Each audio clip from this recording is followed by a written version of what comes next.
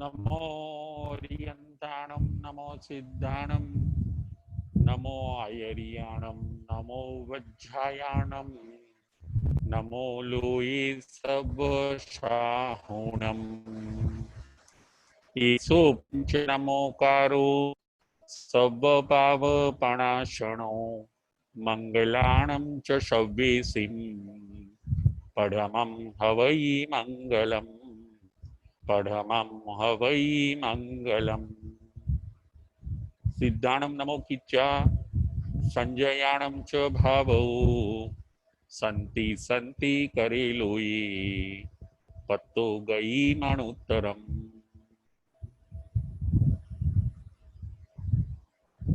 पंच परमेष्ठी भगवंतों ने भावपूर्वक वंदन नमस्कार करीने उत्तराध्ययन सूत्र परमात्मानी अंतिम देशना अध्ययन नंबर 7 અને પ્રવચન નંબર 9 ઇલય નામમ સત્તમમ અધ્યયનમ ઈલક નામનું 7મું અધ્યયન ઈલક સંસ્કૃત નામ છે ઈલક ઈલક એટલે બકરો ગોટ જેને અંગ્રેજીમાં કહેવાશે બક્ષ ઈલક નામનું આ 7મું અધ્યયન આજના આપણા પ્રવચનનો વિષય છે આસક્તિ ડૂબાડે છે આસક્તિ આસક્તિ એટલે મોહ આસક્તિ એટલે રાગ આસક્તિ એટલે મૂર્છા આસક્તિ એટલે બંધાઈ જવું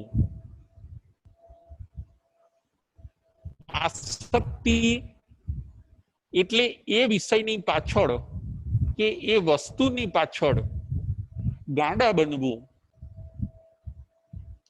એ વસ્તુ વિના ન ચાલે એનું નામ છે આસક્તિ આસક્તિ જીવને ડૂબાડે છે આજનું પ્રવચન આપણે આ જોવાનું છે आसक्ति आसक्ति है मगर जा नहीं सकती उसको कहते हैं आसक्ति एक बार आवे छे पछी जती नहीं आसक्ति है मगर जा नहीं सकती पछी मानस ने हेबिट पड़ी जाए छे पछी मानस ने एना वगर न चाले आ आसक्ति डूबाड़े छे 7मा अध्यायनी अंदर आपणे आ जोवानुं छे पछी मनुष्य के जीव डिपेन्डન્ટ बनी जाय छे ए वस्तु के व्यक्ति वगर एने न चाले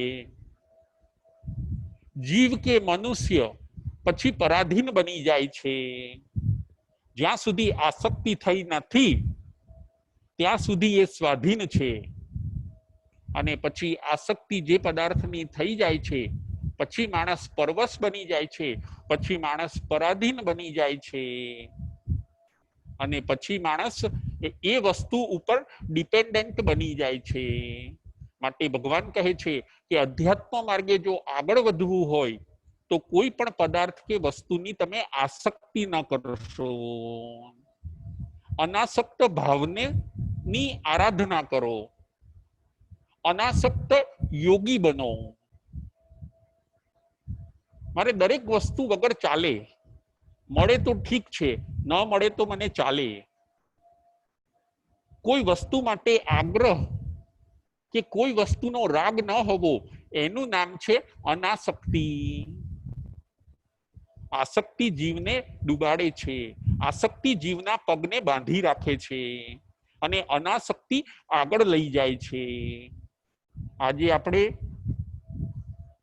4 पॉइंटो जोवा छे नंबर 1 वर्तमान सुखोनी अंदर तमे आसक्त न बनो नंबर 2 અલ્પ સુખ મેળવવા જતા તમે દિવ્ય સુખોને ન ગુમાવો. નંબર 3, ક્ષણિક સુખ મેળવવા જતા તમે જીવનને ન ગુમાવો. અને નંબર 4, મૂળ જે મૂડી છે એની અંદર તમે વધારો કરો. આ 4 પોઈન્ટોને આજે આપણે જોવાના છે. નંબર 1, વર્તમાન સુખોની અંદર તમે આસક્ત ન બનો. આપણને જે વર્તમાને સુખ સાહેબી સગવડ મળી છે એનો ઉપયોગ કરવાનો છે, પરંતુ એની અંદર આપણે આસક્ત બનવાનું નથી. જીવન નિર્વાહના એ બધા સાધનો છે, એ બધા સાધનોની મદદથી આપણે સાધના માર્ગે, આરાધના માર્ગે આપણે આગળ વધવાનું છે, પરંતુ એ પદાર્થોનો મોહ કરીને ત્યાં જ આપણે અટકી જવાનું નથી. વર્તમાન સુખોમાં તમે આસક્ત ન બનો. સરસ એક દ્રષ્ટાંત આવે છે કે એક કસાઈ હોય છે અને એ કસાઈના ત્યાં એક બકરો હોય છે. બકરો એટલે બક્ષ. ગોટ એ ફિમેલ છે અને બક્ષ એ મેલ છે. કસાઈ બકરો રાખે છે, બક્ષને રાખે છે. પાછી એ કસાઈના ત્યાં એક ગાય પણ હોય છે અને એ ગાયને નાની વાછરડી પણ હોય છે. કસાઈ રોજ પેલા બક્ષને લીલું લીલું ઘાસ ખવડાવે છે. કસાઈ રોજ પેલા બક્ષને જુવારના દાણા ખવડાવે છે. કસાઈ રોજ પેલા બક્ષને ઓદન એટલે કે ચોખા ખવડાવે છે. જહાઈ સમસમોદિસમ કોઈ પોસી જ ઇલવમ ઓયણમ જવ સમદીજા પોસી જાવી સયંગણે. પોતાના આંગણાની અંદર એ કસાઈ પોતે માંસાહારી હોય છે. એ કસાઈ પોતે માંસનો લોલુપી હોય છે. રોજ આ બક્ષને લીલું લીલું ઘાસ, જુવાર, ચોખા આવું ખવડાવીને હૃષ્ટપુષ્ટ કરે છે. જુઓ, અને આ બક્ષ પણ બિચારો કેવો છે, એ પણ વર્તમાન સુખોની અંદર આસક્ત બની ગયો છે. એને માલિક રોજ આવું ખવડાવે છે એટલે એ એમ માને છે કે મારા કેટલા પુણ્યનો ઉદય છે, મને સારું સારું ખાવા મળે છે, મને માલિક કેટલી મારી કાળજી રાખે છે. આવું માનીને એ બક્ષ, એ બકરો પોતે રાજી થાય છે અને વર્તમાન સુખોની અંદર પોતે ખૂબ રાજી થાય છે, પરંતુ ભવિષ્યની અંદર મારું શું થશે એની એ ચિંતા કરતો નથી. દરેક માણસે ભવિષ્યની ચિંતા કરવા જેવી છે. અહીંથી હું મરીને ક્યાં જઈશ એની ચિંતા દરેક વ્યક્તિએ કરવી જોઈએ, પરંતુ વર્તમાનમાં મારે બધી સગવડ છે, એવી જ ભવિષ્યમાં રહેવાની છે એવું માનવાની ભૂલ ન કરવી જોઈએ. ઇલક, બક્ષ ભવિષ્યનું વિચારતો નથી. ગાય અને એની વાછરડી એ પણ સાથે હોય છે. વાછરડી ગાયને પૂછે છે કે હે માતા, આ માલિક પોતે બક્ષને બધું લીલું ઘાસ, જુવાર અને ચોખા ખવડાવે છે, ત્યારે તને કેમ લીલું સૂકું જ ઘાસ આપે છે? ગાય સરસ જવાબ આપે છે વાછરડીને કે બેટા તું ચિંતા ન કર, એ પ્રશ્નનો જવાબ તને જરૂર થોડા દિવસોની અંદર મળી જશે. વાછરડી બિચારી પાછું ગાયને પૂછે છે કે હે માતા, તું તો માલિકને કેટલું બધું દૂધ આપે છે, છતાં એ તને સૂકું ઘાસ ખવડાવે છે, મને તો સાવ કચરા જેવું ઘાસ ખવડાવે છે, અને આ એલકને રોજ લીલું લીલું ઘાસ ખવડાવે છે. આવું કેમ? આવો ભેદભાવ કેમ? માલિક તો એ આપણા બંનેના છે. ગાય એને સમજાવે છે પોતાની વાછરડીને કે બેટા શાંતિ રાખ, આ બધા સુખો ક્ષણિક છે. એલકને જે અત્યારે બધા સુખો મળે છે એ ક્ષણિક છે, એક દિવસ જવા વાળા છે. આપણે પણ એ જ વિચારવાનું છે કે વર્તમાન સમયમાં આપણને પણ જે પુણ્યના ઉદયથી સુખો મળ્યા છે, કોઈક વાર એ સુખો આપણને છોડીને જતા રહે છે, અને કોઈક વાર એવું પણ બને છે કે આપણે એ સુખોને છોડીને જતા રહીએ છીએ. માટે વર્તમાન સુખોમાં આસક્ત ન બનીએ. અને એવું જ એકવાર બને છે, એ કસાઈના ત્યાં કોઈક મહેમાન આવ્યા, અને આજે માંસની મિજબાની હોય છે. આજે એ મહેમાનોને માંસ ખવડાવવાનું હોય છે, અને એવું જ બને છે કે એ માલિક પોતે એ એલકનો, એ બોક્સનો ઉપયોગ કરે છે. બોક્સો મરણને શરણ થઈ જાય છે, કારણ કે એ કસાઈ માંસાહારી હોય છે.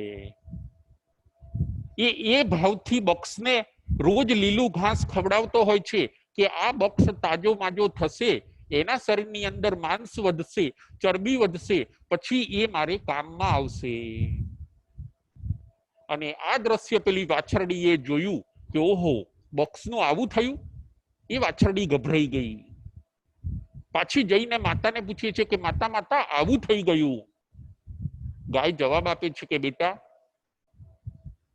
ભૌતિક સુખોની અંદર જે આસક્ત બને છે એને એકવાર આવી રીતે મરવું પડે છે. માટે આપણે ભોગોને છોડી દેવા જોઈએ. માતા આપણી પણ આવી દશા થશે? વાછરડી પૂછે છે. માતા કહે છે ના બેટા. તો કે કેમ આપણી આવી દશા નહીં થાય? તો કે આપણે ભોગોને ભોગવ્યા નથી. આપણે લીલું ઘાસ, જુવાર, ચોખા આવું બધું સારું સારું રસ પૂર્વકનું ખાધું નથી. જે સૂકું ઘાસ ખાય છે એ લાંબુ જીવે છે, એને મરવું પડતું નથી. રસ લોલુપતા ઘટાડીએ. આ દ્રષ્ટાંત પણ આપણને એ જ કે છે. ઘણા મનુષ્ય પણ આ બોક્સની જેમ, આ બકરાની જેમ વર્તમાનમાં જે સુખો મળ્યા છે એની અંદર આસક્ત બની જાય છે, અને ભવિષ્યનો વિચાર કરતા નથી. ઘણા અધાર્મિક હોય છે.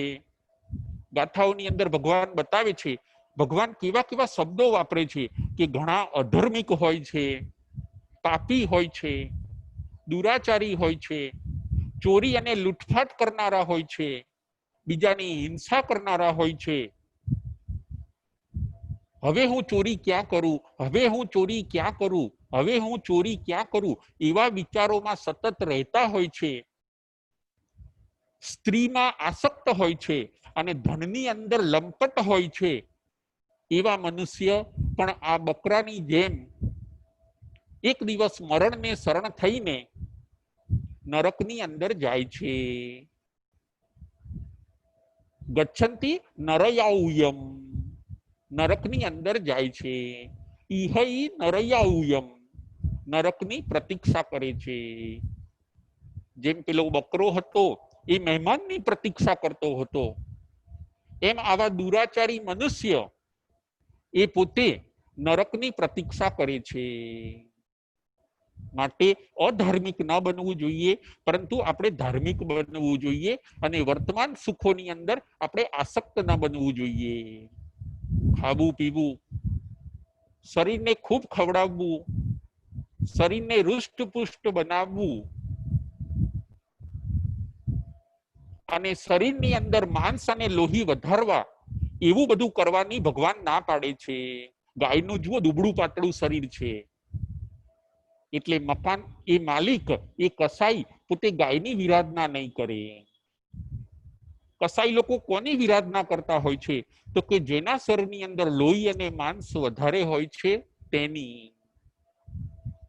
આપણે પણ મનુષ્ય જીવનને સાર્થક કરવા માટે ઊંચા ઊંચા પદાર્થો ખાવાની અંદર વાપરવાના નથી. લુખ્ખું સુખ્ખું ખાવાનું છે, આંબેલ કરવાની છે,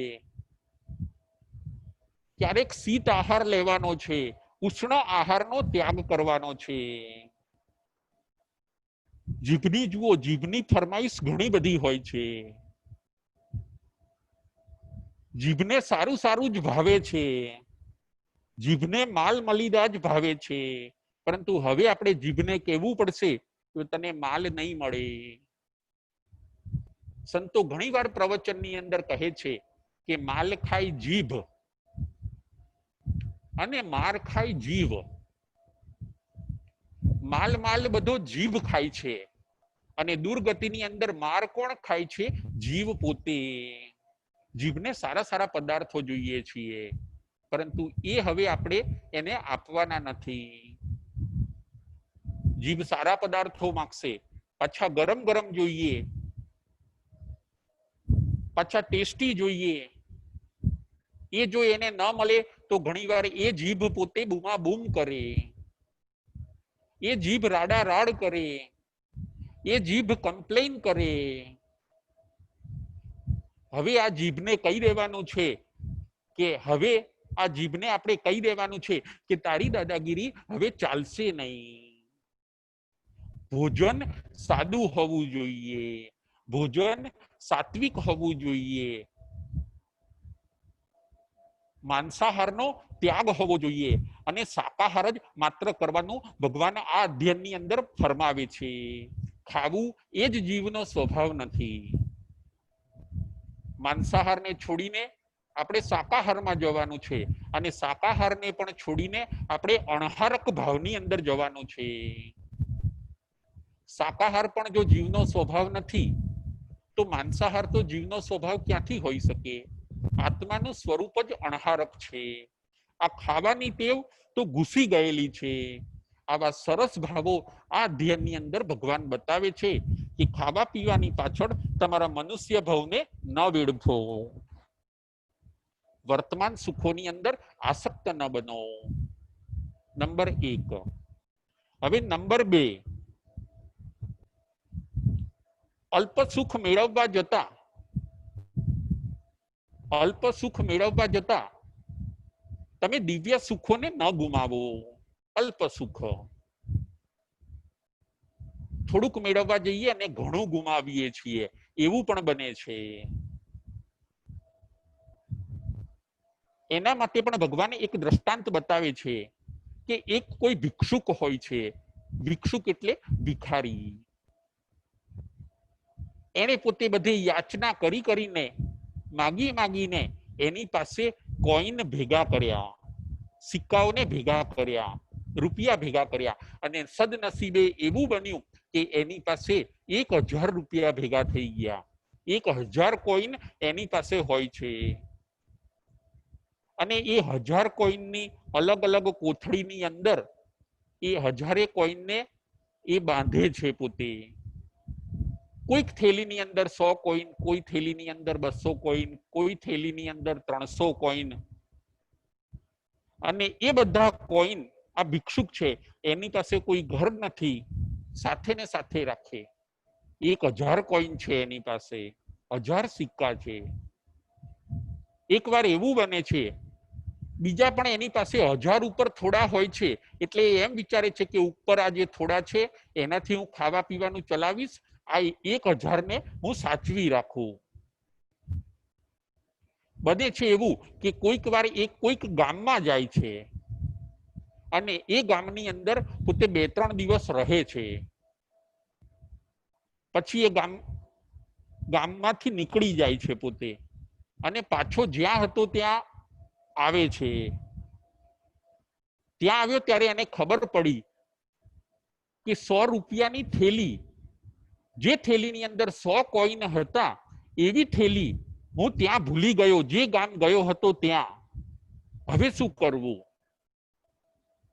એને ચિંતા થઈ કે ઓહો, 100 કોઈન હું ત્યાં ભૂલી ગયો. હવે તો મારી પાસે ખાલી 900 કોઈન જ રહ્યા, 900 સિક્કા જ રહ્યા. એને દુઃખ થવા લાગ્યું, એ ભયભીત થઈ ગયો, હું પાછો લઈ આવું. અને એ પોતે ભિક્ષુક પોતે એવું જ કરે છે, એ પાછા 100 કોઈન લેવા માટે એ પાછો જે પેલું દૂર ગામ હોય છે ત્યાં જવા માટે નીકળી જાય છે.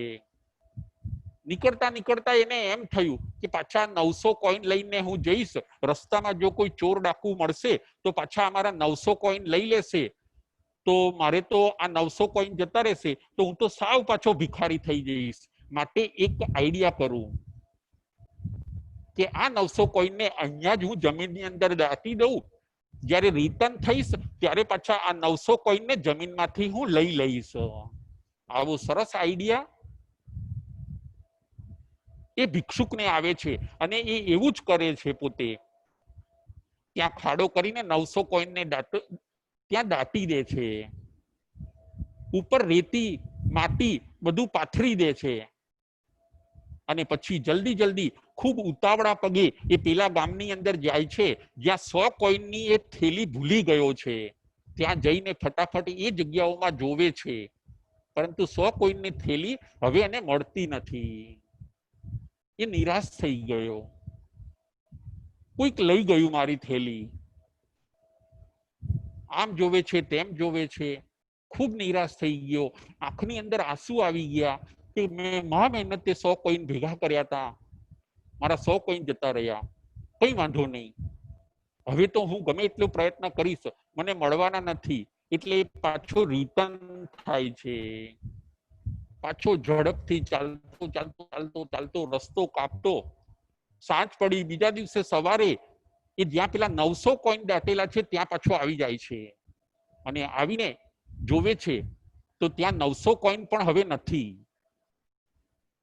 એ દાટેલા 900 કોઈન પણ કોઈક લઈ ગયું.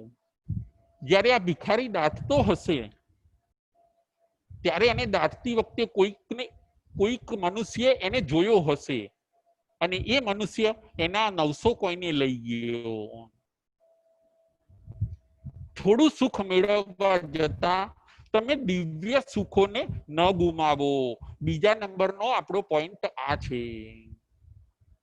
અને પછી તો એ ભિક્ષુક પોતે દુઃખી થઈ ગયો કે અરે રે, મહા મહેનતે મેં 1000 કોઈન ભેગા કર્યા હતા, હું તો પાછો ભિખારી બની ગયો, હું તો પાછો રોડ ઉપર આવી ગયો, હવે અત્યારે મારી પાસે એક પણ કોઈન ન રહ્યો. આ ભિક્ષુક જેવી દશા જ સંસારી મનુષ્યોની, સંસારી જીવોની રહેલી છે. આપણે મનુષ્ય જીવનમાં પણ ઘણીવાર આવી જ ભૂલ કરીએ છીએ. થોડું સુખ મેળવવા જઈએ અને દિવ્ય સુખોને આપણે ચૂકી જઈએ છીએ. આ અધ્યયનની અંદર બતાવે છે કે મનુષ્ય ભવના સુખોની કરતા દેવલોકના સુખો ઘણા ઊંચા છે, પરંતુ આપણો જીવ મનુષ્ય સુખોને ભોગવવામાં એવો આસક્ત બની જાય છે અને પુણ્યબંધ કરતો નથી, એટલે એ દેવલોકના ઊંચા દિવ્ય સુખોને મિસ કરે છે, ગુમાવે છે. આ સમજવાનું છે આપણે કે મનુષ્ય ભવના સુખોને ભોગવવામાં આપણે દેવલોકના ઊંચા દિવ્ય સુખો અને મોક્ષના ઊંચા શાશ્વત સુખોને મિસ ન કરીએ, એ પ્રેરણા આ દ્રષ્ટાંતમાંથી આપણે લેવાની છે. 100 કોઈન જવા દીધા હોત અને 900 કોઈન સાચવ્યા હોત તો સારું હતું. થોડું મેળવવામાં આપણે ઘણું ન ગુમાવી દઈએ. આ હતો નંબર 2. પોઈન્ટ નંબર 3, ક્ષણિક સુખ મેળવવામાં જીવન ન ગુમાવીએ.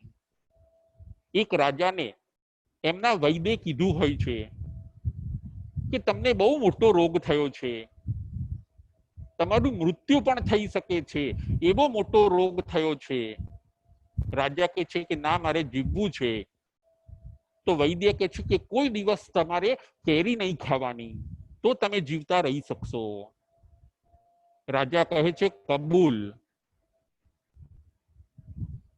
હું ક્યારેય કેરી નહીં ખાઉં. વૈદ્ય, ડોક્ટર કહે છે રાજાને કે કેરી ખાવાની તો નહીં, પરંતુ તમારે જોવાની પણ નહીં, કેરીથી હંમેશા દૂર રહેવાનું, તો તમારું સ્વાસ્થ્ય અને જીવન સલામત છે. જો તમે કેરી ખાશો તો આ રોગ એવો છે કે તમે મરણ અને શરણને પ્રાપ્ત કરશો. રાજા ઘણા સમય સુધી આ નિયમ પાળે છે, એ પોતે કેરી ખાતા નથી. એમ વિચારે છે એક વસ્તુ ન ખાવું અને એનું સુખ ન મળે તો એમાં શું વાંધો છે, બીજી ખાવાની વસ્તુઓ ઘણી બધી છે. એવો વિચાર કરતા કરતા ઘણો સમય પસાર થયો, પરંતુ એકવાર એવું બન્યું કે રાજા પોતે વનની અંદર ફરવા નીકળે છે. અલગ અલગ વનની અંદર જતા જતા અમુક ગાર્ડનમાં જાય છે, બગીચામાં જાય છે, સાથે મંત્રીઓ પણ છે, પ્રધાન પણ છે. અને એવું બને છે કે એકવાર એ રાજાએ કેરીનું ઝાડ આંબો જોયો અને એ આંબા ઉપર સરસ મજાની પાકી કેરી પણ એમણે જોઈ. અને કેરી જોતાની સાથે એમને મન થઈ ગયું કે કેરી ખાઈ લઈએ, એમાં શું વાંધો છે.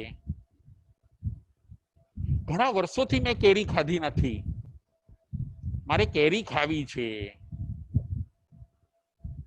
ભલે ડોક્ટર તો કે, વૈદ્ય તો બધું કે, એમના કીધું હવે અત્યાર સુધી તો કર્યું મેં, પણ આજે તો હવે મારે કેરી ખાવી છે. પોતાના મનને કંટ્રોલમાં ન રાખી શક્યા અને કેરી ઉપર આસક્ત થઈ ગયા. ક્ષણિક સુખ આજે લેવું છે, મન મક્કમ કર્યું. મંત્રીઓ ના પાડે છે કે રાજાજી ના, ડોક્ટરે ના પાડી છે, કેરી તમારે ખાવાની તો નથી, પરંતુ તમારે કેરીને જોવાની પણ નથી. રાજા મંત્રીઓને કહે છે ચૂપ બેસો, તમે બોલશો નહીં, મારી આજ્ઞાનું પાલન કરો, તરત જાઓ અને કેરી લઈ આવો એ, અને મારે ખાવી છે. અને એવું જ બને છે. રાજાને રોગ જ એવો બહુ મોટો હોય છે. કેરી મંત્રીઓ લઈ આવે છે, રાજાને આપે છે, રાજા કેરીઓ ખાય છે. અને જેવી કેરી ખાધી એનું થોડુંક સુખ લીધું અને એ કેરી, એનો રસ શરીરની અંદર કોઈ કારણસર એમના શરીરમાં સૂટ ન થયો અને તરત જ રાજાનું મૃત્યુ થયું. ક્ષણિક સુખ મેળવવા જતા જીવન ન ગુમાવશો. ત્રીજો આપણો પોઈન્ટ આ છે. જો કેરીનું સુખ કેટલું હતું, ક્ષણિક, એ મેળવતા મેળવતા રાજાએ પોતાના જીવનને ગુમાવી દીધું. જીવન એ કિંમતી છે, સુખો તો ક્ષણિક છે. ઘણી વાર જોજો, કોઈકને કાર ફાસ્ટ ચલાવવાની આદત હોય, એટલી બધી ફાસ્ટ ચલાવે કાર અને એનું સુખ લે. હવે આ સુખ ક્ષણિક છે, ટાઈમ આનંદ આપશે. અને એવું પણ બને છે કે તરત જ કારને એક્સિડન્ટ થઈ જાય અને એ ચલાવનાર પોતે મરણને શરણ થાય છે. જુઓ, ક્ષણિક સુખ મેળવવા ગયા, જીવનને ગુમાવ્યું. મીઠાઈઓ ખાવી એક ક્ષણિક સુખ છે અને એના માટે શરીરની અંદર કાયમ માટે ડાયાબિટીસ આવી જાય, રાજરોગ આવી જાય, એ જીવનને ગુમાવવા બરોબર છે. તમે વર્તમાન સુખોની અંદર આસક્ત ન બનો. કામ ભોગોને તમે છોડો. આ બધા કામ ભોગો આપણને ડુબાડનાર છે.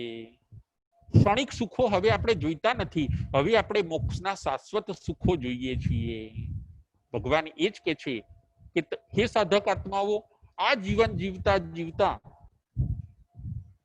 આ સાધના આરાધના કરતા કરતા તમને આવા બધા પ્રલોભનો તમારી લાઈફમાં ખૂબ આવવાના, પરંતુ આ બધા પ્રલોભનોને તમે ઓવરટેક કરી જજો. પરંતુ એ પ્રલોભનની અંદર તમે પરોવાઈ ન જતા, તમે વસ્તુમાં આસક્ત ન થઈ જતા. થોડુંક સુખ મેળવવા માટે માણસ જીવનને ગુમાવી દે છે. ઘણી વાર જોજો, કોઈકનું ધાર્યું ન થાય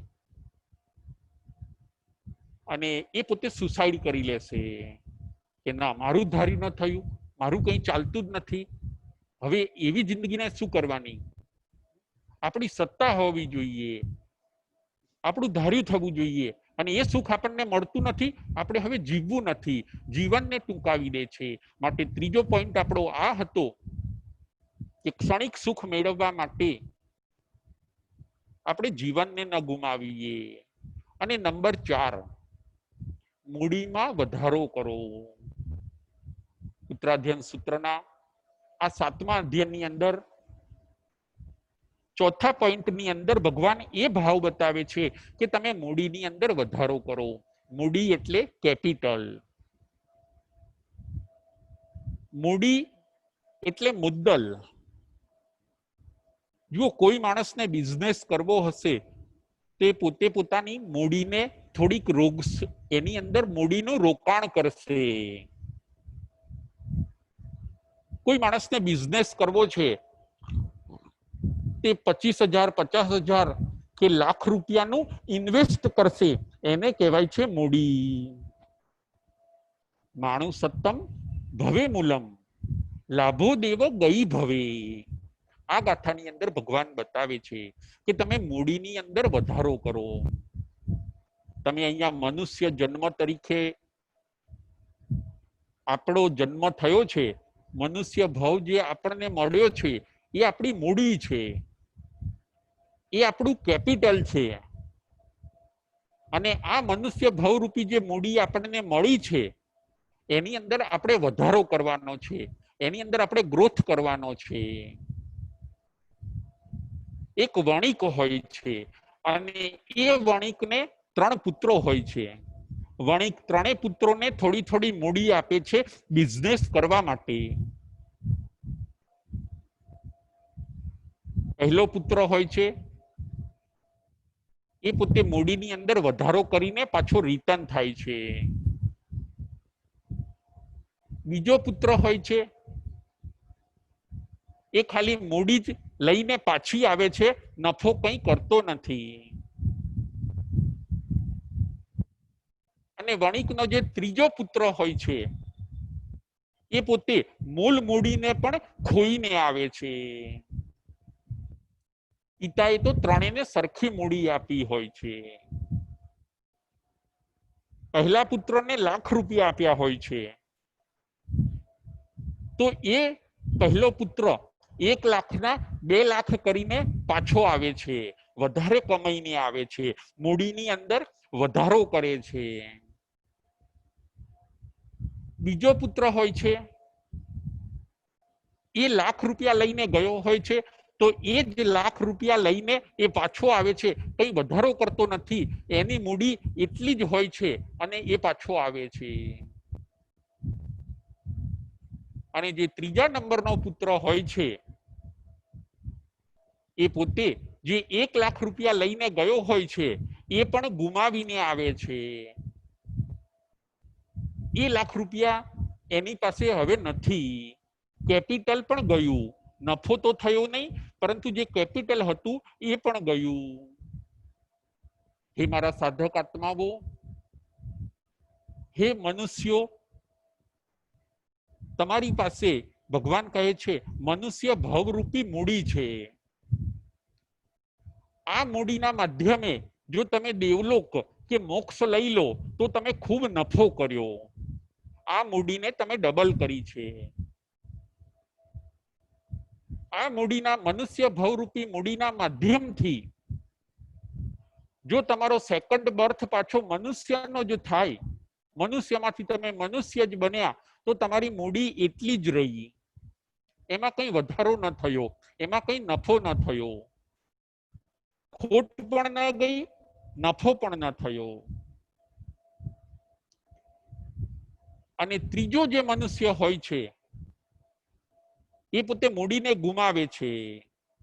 તો આ મનુષ્ય ભવરૂપી મૂડીને મેળવીને જે ખોટા કામ કરે છે અને નરક અને તિર્યંચ ગતિની અંદર જાય છે એ પોતાની મૂળ મૂડી જે હતી મનુષ્ય ભવરૂપી એને પણ ગુમાવી દે છે. આવું સરસ આ દ્રષ્ટાંતમાંથી આપણને જાણવા માટે મળે છે. મૂડીમાં તમે વધારો કરો. આપણને જે મનુષ્ય ભાવ મળ્યો છે એ મનુષ્ય ભાવમાંથી આપણે દેવલોકના સુખો અને એનાથી પણ આગળ વધીને મોક્ષના શાશ્વત સુખોને આપણે મેળવવાના છે. આજના આપણા પ્રવચનનો વિષય હતો આસક્તિ ડૂબાડે છે અને અનાસક્તિ આગળ લઈ જાય છે. 4 પોઈન્ટ આજના પ્રવચનની અંદર આપણે જોયા. નંબર 1, વર્તમાન સુખોમાં આસક્ત ન બનીએ, એને નિર્લેપ ભાવથી એનો ઉપયોગ કરીએ અને આપણા સાધના આરાધના માર્ગની અંદર, મોક્ષ માર્ગની અંદર આગળ જવામાં એનો ઉપયોગ કરીએ, પરંતુ એની અંદર જ આપણે ખૂપી જઈએ વર્તમાન સુખોની અંદર, એવું ન બને. નંબર 1, વર્તમાન સુખોમાં આસક્ત ન બનીએ. નંબર 2, અલ્પ સુખ મેળવવા જતા દિવ્ય સુખોને આપણે ન ગુમાવીએ. નંબર 3, ક્ષણિક સુખ મેળવવા જતા આપણે જીવનને ન ગુમાવીએ. અને નંબર 4, મૂડીની અંદર આપણે વધારો કરીએ. આપણને મનુષ્ય ભવરૂપી જે મૂડી મળી છે એની અંદર આપણે વધારો કરવાનો છે. માણું સત્તમ ભવે મૂલમ લાભો દેવ ગઈ ભવે મૂલચ્છિયેણ જીવાણમ નરગતિરીખ તણમ ધ્રુવમ. મનુષ્ય ભવરૂપી મૂડીમાંથી જે દેવલોક પ્રાપ્ત કરે છે કે મોક્ષ પ્રાપ્ત કરે છે એ પોતે પોતાની મૂડીને વધારો કરે છે.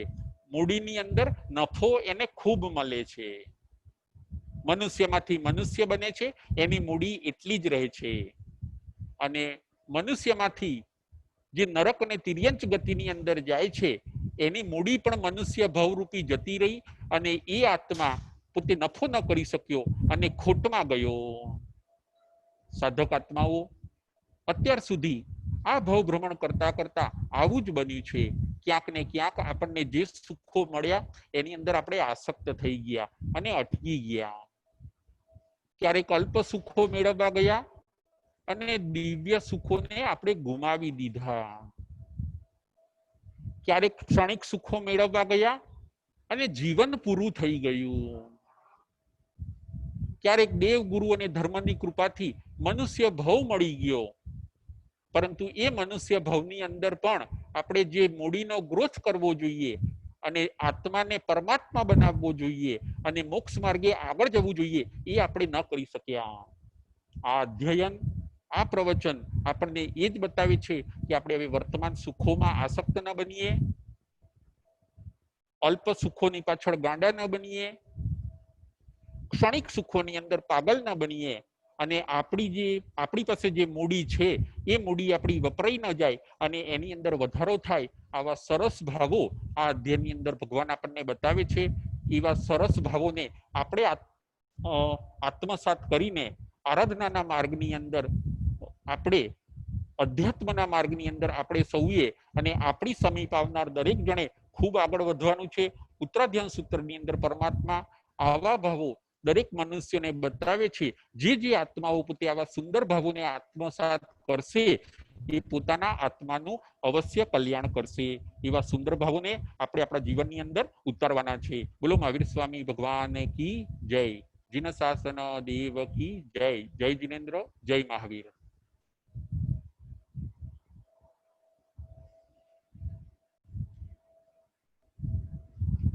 જંબાઈદમ બચ્ચામિલિયમ ખરમ અચ્ચ ખરમ પયૈનમ વિનયનમ જોગિનમ ગોસિનમ સુઠોદિનમ દુઠ્ઠુ પડી છીયમ અકાલે કહો સજ્જાવ કાલીના કહો સજાવ અસજ્જઈએ સજ્જાયમ સજ્જાઈએ ન સજ્જાયમ.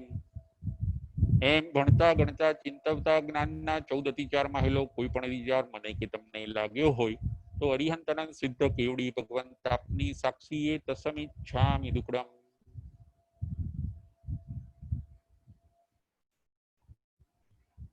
હવે પ્રશ્નોત્તરી. જે ભાઈ બહેનોને પ્રશ્ન પૂછવા હોય એ પોતાનો અંગૂઠો ઊંચો કરે, એમને અહીંથી પરમિશન આપવામાં આવશે અને એ પોતે પ્રશ્ન પૂછી શકશે. દરેક જિજ્ઞાસુ ભાઈ બહેનોને પ્રશ્નોત્તરીમાં જોડાવા માટે વિનંતી.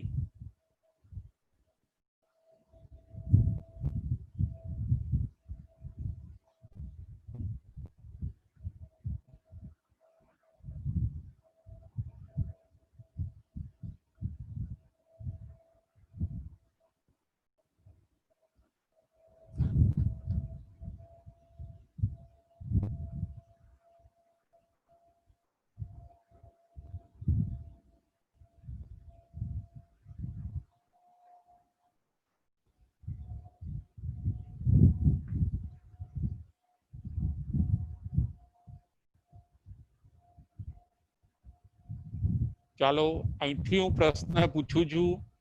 જેને એનો જવાબ આવડે એ પોતે પોતાનો અંગૂઠો ઊંચો કરે.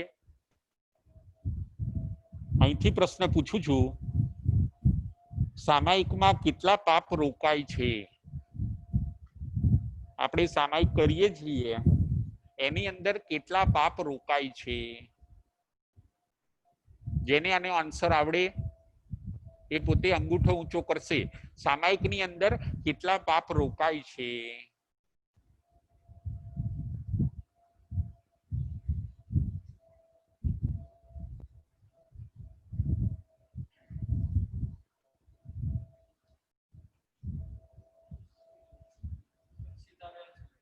અક્ષિતાબેન સંઘવી. પ્રણામ સર. પ્રણામ. હા સર, 18 પાપસ્તાનક અને 5 વાવશ્રવના પચખાણ થાય છે. બરાબર છે. સામાયિકની અંદર કેટલા પાપ રોકાય છે? 18 પાપસ્તાનક. બરાબર છે. અને 18 પાપના નામ આપ. બરાબર છે. હા આપું સર, આપું. 18 પાપના નામ આવડે છે? હા સર આપું. પ્રાણાતિપ્રાત, મુશાવાદ, અદ્ધતાદાન, મૈથુન, પરિગ્રહ, ક્રોધ, માન, માયા, લોભ, રાગ, દ્વેષ, કલહ, પૈશુન્ય, અભ્યાખાન, પરપરિવાર, રઈ અરઈ, માયા મોસમ, રતિ અરતિ, માયા મોસમ, ઈચ્છા દંસન, સલ્લહ. બરાબર છે. હવે અને 5 આશ્રવના નામ કહું સર? હા, 5 આશ્રમના નામ બોલો. મિથ્યાત્વ, અવ્રત, કશાય, પ્રમાદ અને અશુભ યોગ. બરાબર છે. હવે જાગૃતિ રાખવી પડે કે ન રાખવી પડે સામાયિકની અંદર? તો રોકાય કે આપણે ખાલી સામાયિક લઈ લઈએ એટલે રોકાઈ જાય? ના સર, એકદમ જ જાગૃતિ રાખી અને એનો ઉપયોગ બી રાખવો પડે. મન ક્યાંક ડગવા માંડે, આગળ પાછળ જવા માંડે તો એને રોકવું પડે. બરાબર છે. ખાલી યોગથી તમારે સામાયિક કરવાની છે કે યોગ અને ઉપયોગ બંનેથી સામાયિક કરવાની છે? યોગ અને ઉપયોગ બંને. યોગ અને ઉપયોગ બંને સર. બરાબર છે. યોગ કયા કયા છે? મન, વચન, કાયા. અને ઉપયોગ? ઉપયોગ જ્ઞાન અને દર્શન. એટલે માઇન્ડ નો ઉપયોગ. માઇન્ડ નો ઉપયોગ. હા, આમ ઉપયોગમાં બે લઈ લઈએ આપણે, જ્ઞાન અને દર્શન એમ. બરાબર છે. એટલે તમારે ઉપયોગ ક્યાં રાખવો પડે સામાયિકની અંદર? તો આપણે 18 પાપ અને કાયા ત્રણેયનું રાખવો પડે સર. મન, વચન, કાયા ત્રણેયનો ઉપયોગ રાખવો પડે. એ તો યોગ થયા. હા, એટલે યોગ સાથે ઉપયોગનો પ્રયોગ કરવો પડે એમ.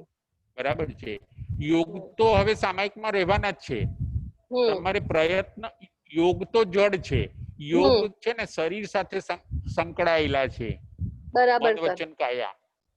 પણ તમારો જે ઉપયોગ ખરો ને એને સામાયિકમાં આપણે રાખીએ તો આપણે 18 પાપને રોકી શકીએ છીએ. બરાબર. ખ્યાલ આવ્યો? હા, ખ્યાલ આવ્યો સર. બરાબર છે. બરાબર. પ્રણામ સર. પ્રણામ. નંબર 1, પ્રશ્ન 2. શ્રાવકની સામાયિક કેટલા મિનિટની હોય છે? શ્રાવકની સામાયિક કેટલા મિનિટની હોય છે?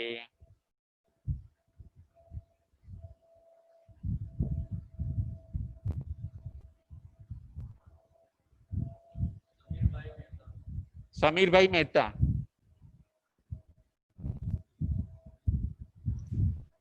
બે ઘડીની એટલે 48 મિનિટની. બરાબર છે. અને 48 મિનિટને શાસ્ત્રમાં શું કહેવામાં આવે છે? 2 ઘડી. 2 ઘડી 48 મિનિટ. હજી એક વર્ડ વાપરવામાં આવે છે શાસ્ત્રની અંદર, અંતર્મુહૂર્ત. 2 ઘડી. બહુ સરસ. અંતર્મુહૂર્ત. હા, અંતર્મુહૂર્ત. સામાયિક અંતર મુહૂર્તની હોય છે, મુહૂર્તની અંદર થોડુંક ઓછું, એટલે એને કહેવાય છે અંતર મુહૂર્ત. બહુ સરસ. શ્રાવકની સામાયિક 48 મિનિટ એટલે કે અંતર મુહૂર્તની હોય છે. બરાબર.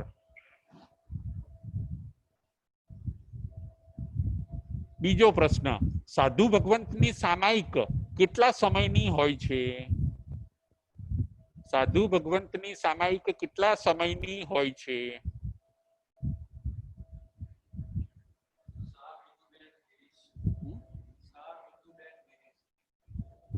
શાહ મીતુબેન ગિરીશભાઈ.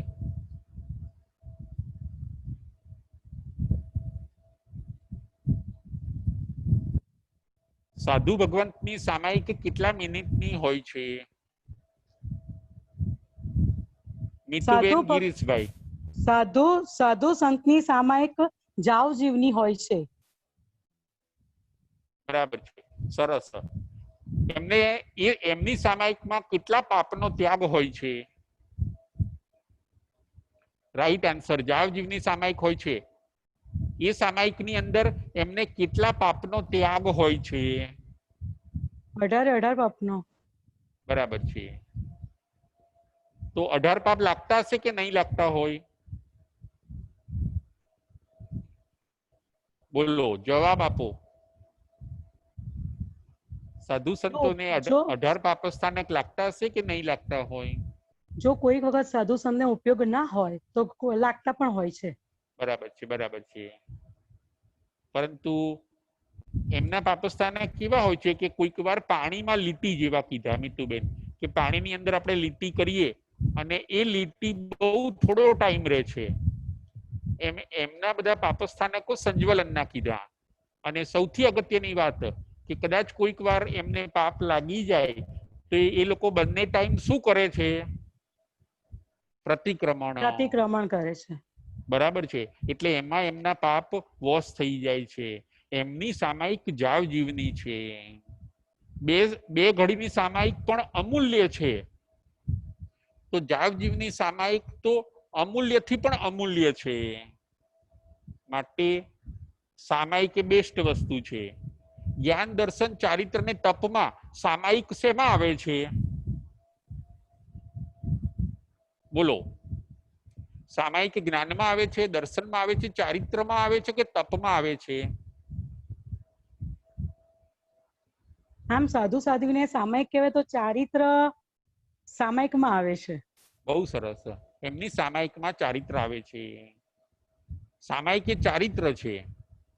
5 પ્રકારના ચારિત્ર બતાવ્યા છે.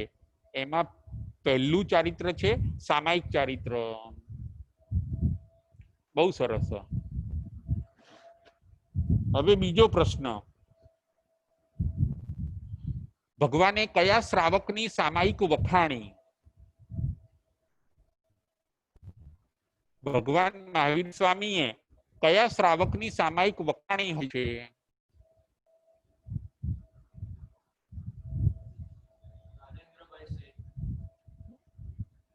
ભગવાને કયા શ્રાવકની સામાયિક વખાણી હોય છે?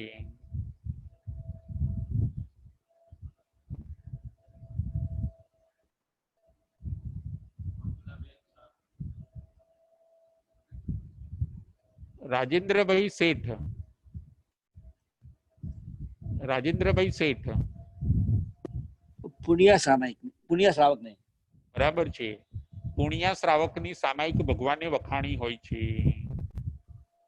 બહુ સરસ. હવે દ્રવ્ય સામાયિક એટલે શું અને ભાવ સામાયિક એટલે શું? આ કોણ સમજાવશે? દ્રવ્ય સામાયિક એટલે શું અને ભાવ સામાયિક એટલે શું?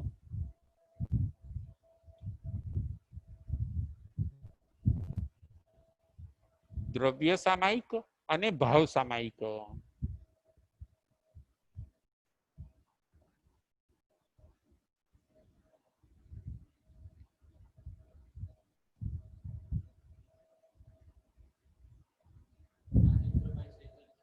રાજેન્દ્રભાઈ શેઠ. દ્રવ્ય સામાયિક એટલે શું અને ભાવ સામાયિક એટલે શું?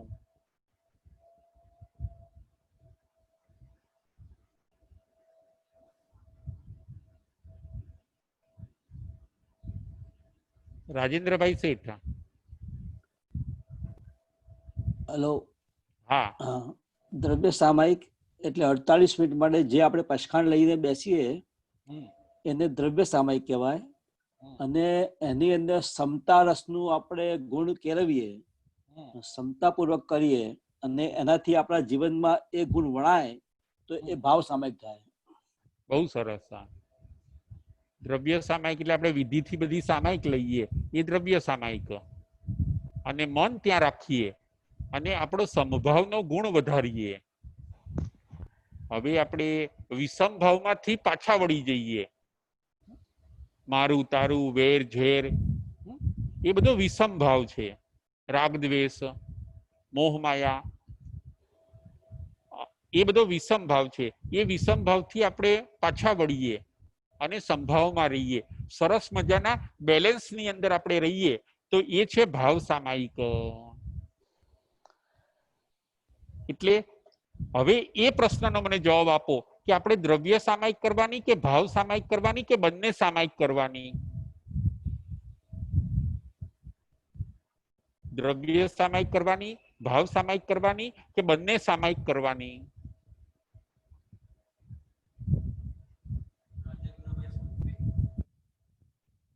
રાજેન્દ્રભાઈ સંઘવી. બંને સામાયિક કરવાની. બંને સામાયિક કરવાના. બરાબર છે. આપણે દ્રવ્ય સામાયિક પણ કરવાની અને ભાવ સામાયિક પણ કરવાની. હવે એક બીજો પ્રશ્ન, તિર્યંચો સામાયિક કરી શકે? તિર્યંચ સામાયિક કરી શકે? ઘણી વાર દેડકા હોય, માછલી હોય, કોઈ હા, કરી પક્ષીઓ શકે. હોય, ડોગ હોય, તો એ લોકો સામાયિક કરી શકે કે ન કરી શકે? કરી શકે.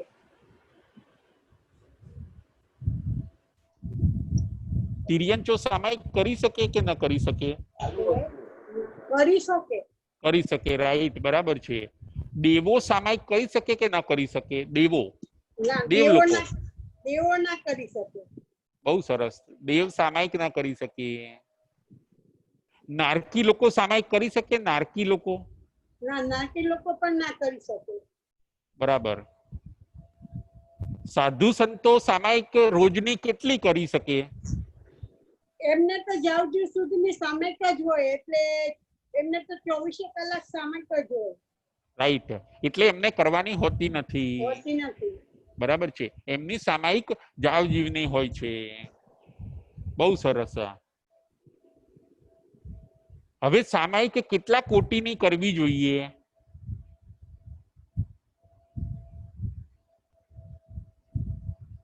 સામાયિક કેટલા કોટીની કરવી જોઈએ?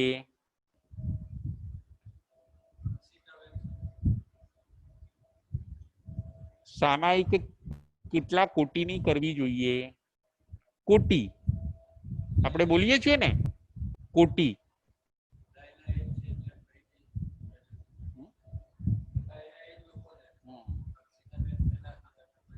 અક્ષિતાબેન સંઘવી, બોલો, સામાયિક કેટલા કોટીએ કરવી જોઈએ?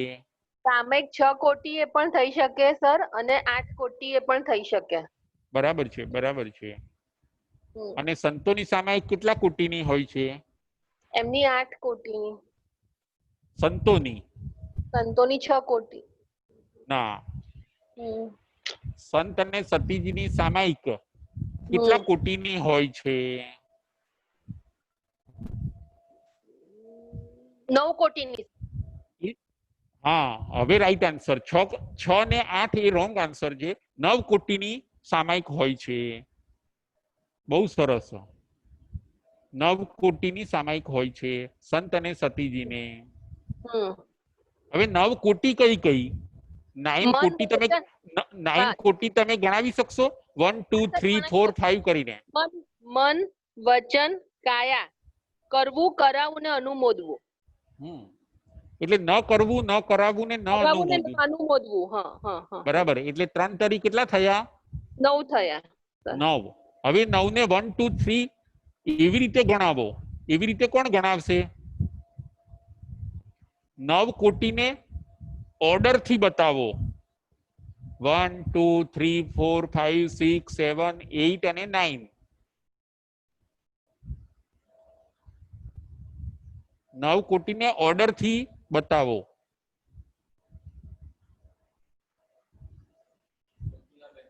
બકુલાબેન, બકુલાબેન, 9 કોટીને તમે ઓર્ડર થી બતાવો. હેલો, જય હા, જિનેન્દ્ર. જય જય જિનેન્દ્ર. જિનેન્દ્ર, જય જિનેન્દ્ર. મનથી બોલો, ન બોલો. કરવું, કરાવવું નહીં ને અનુમોદવું નહીં. બરાબર. વચનથી કરવું નહીં, કરાવવું નહીં ને અનુમોદવું નહીં. હમ, અને કાયાથી કરવું નહીં, કરાવવું નહીં ને અનુમોદવું નહીં. બરાબર છે. ફરીથી એકવાર બોલી જાઓ બકુલાબેન. મનથી કરવું નહીં, કરાવવું નહીં ને અનુમોદવું નહીં. વચનથી કરવું નહીં, કરાવવું નહીં ને અનુમોદવું નહીં. કાયાથી કરવું નહીં, કરાવવું નહીં ને અનુમોદવું નહીં. બરાબર છે. શું ન કરવું, કરાવવું ને અનુમોદવું? બોલો. કોઈ પાપ કાર્યમાં હા, કોઈને બરાબર છે. હા કોઈ પાપ કાર્યમાં હા. કોઈ પાપને કરવું નહીં, કરાવવું નહીં અનુમોદવું. અને અનુમોદવું નહીં. હમ. મન, વચન અને કાયાથી. કાયાથી. બરાબર છે. હવે એક પ્રશ્ન, દિવસ દરમિયાન કયા કયા પાપ આપણાથી થઈ જતા હોય છે? એનો જવાબ આપો તમે. દિવસ દરમિયાન આપણાથી કયા કયા પાપ જાણતા અજાણતા થઈ જાય છે? બોલો, એનો જવાબ કોણ આપશે? દિવસ દરમિયાન આપણાથી જાણતા અજાણતા કયા કયા પાપ થઈ જાય છે? છેલ્લો ક્વેશ્ચન.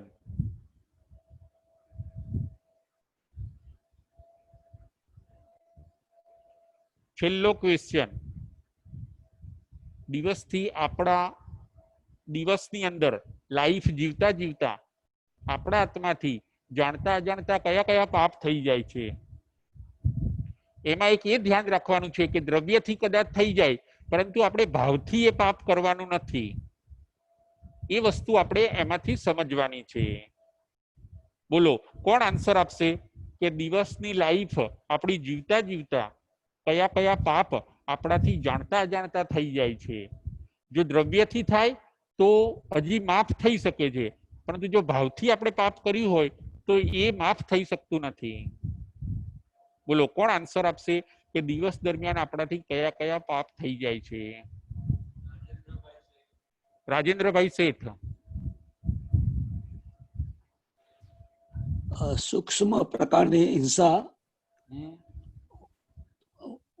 જે બરાબર. પછી સૂક્ષ્મ પ્રકારનું જૂઠ, ચોરી, ઔચર્ય અને પરિગ્રહ ને સૂક્ષ્મ નાના પ્રકાર થઈ જાય, જે આપણાથી જે વ્રત પાડી શકતા નથી શ્રાવકો, 5 નાના વ્રતો. બરાબર છે. હજી બીજા કયા થાય છે? હિંસા થાય છે, હિંસા. હા, એ સૂક્ષ્મ હિંસા થઈ જાય આપણાથી, તો મેં કીધું, પહેલા કીધું.